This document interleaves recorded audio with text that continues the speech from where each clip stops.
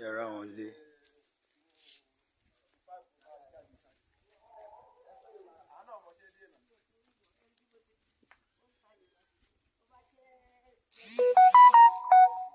Ìlú Igwa, Yewa North, ìgbàláwa yìí o.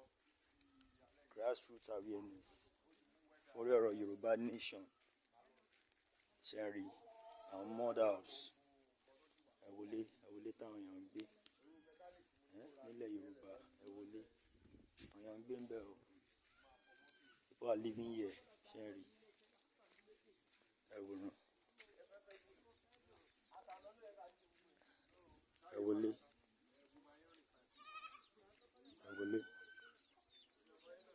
ẹ̀wọlé táwọn èèyàn ń gbé.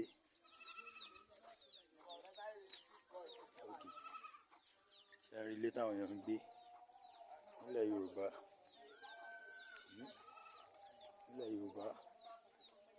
ẹ̀wòrán nílẹ̀ Yorùbá,